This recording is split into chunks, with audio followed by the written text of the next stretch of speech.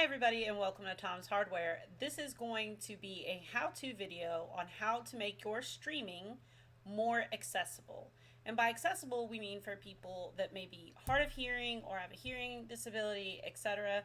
We're going to add captioning to our stream so that we can reach a wider audience and not be limiting ourselves. So we're going to start out with the easiest way to do that. And what I have found is that some of the plugins that are available on Twitch are a little finicky. They don't pick up the wording or the verbiage correctly. They bleep out swear words, which some people might like, or they are just faulty. So my go-to standard that I have found through some continuous and rigorous testing has been webcaptioner.com. So you're going to go to webcaptioner.com. You're going to pull it up and you'll see a blank screen. Now, when you see this blank screen, you're going to go down here and you'll see a yellow box that says Start Captioning. We're going to click that box and it's going to tell you what microphone it's listening to. It'll let you know if it's too quiet or too loud, and it'll give an indicator on the status bar. Right there, you can see the words coming up on the screen and see that it is accurately capturing the words that I am saying.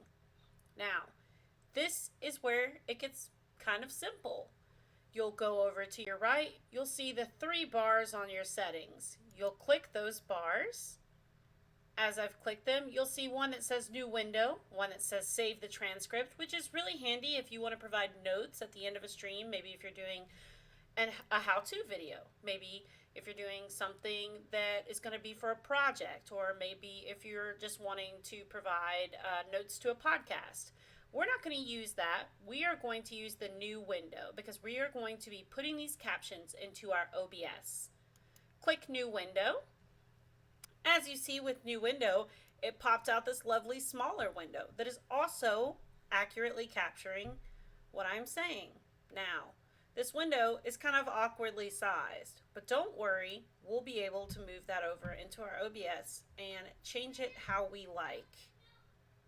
So now we've swapped over into our OBS. We still have our windows open, our web captioner windows. You cannot close these windows. If you close these windows, they don't get read.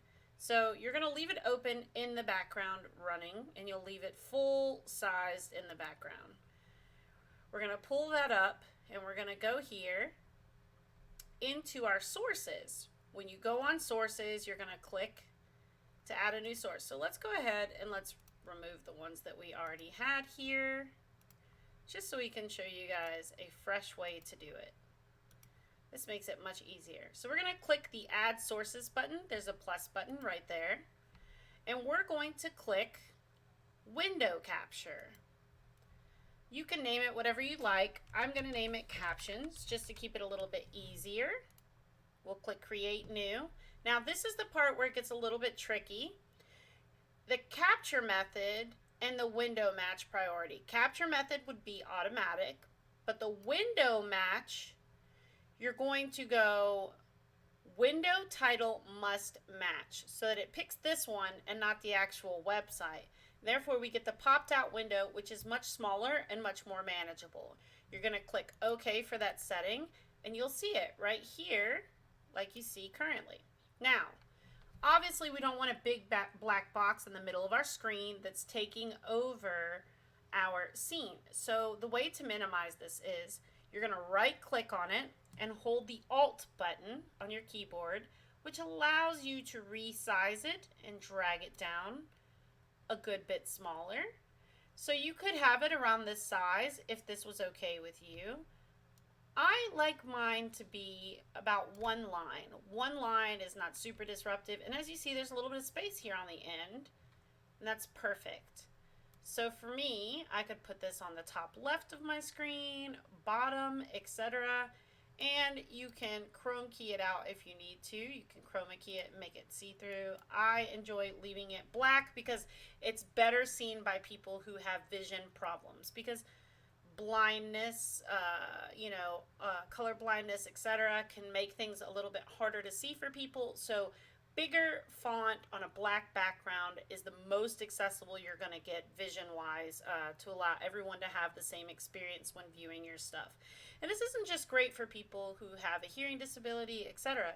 This is also great for people who are maybe at work and would like to participate in watching your streams but aren't able to have your audio up. This way they can still feel engaged with your content and are also able to watch maybe VODs of the day while they work and keep themselves entertained. So this is a really great tool for just extending your outreach, because as a streamer or as a content creator, you want to constantly be able to be accessible to the audience that you have and not limit yourself or limit your interactions. Captioning is the number one best way to do it. And if you're streaming or broadcasting on a platform like Twitch, there's an option for you to add a tag that says that you have closed captions. Closed captioning tag is a great way for people to search for you if they need those types of things, which also helps with your discoverability, which in turn helps with your viewership. This is just one of the many ways we can start working towards accessibility in streaming, and it's something that needs to be a more widespread practice. If you can think of any other ways to make your stream more accessible, please link it in the comments below or leave a message so that we can also learn and try to share and make our world a more inclusive place.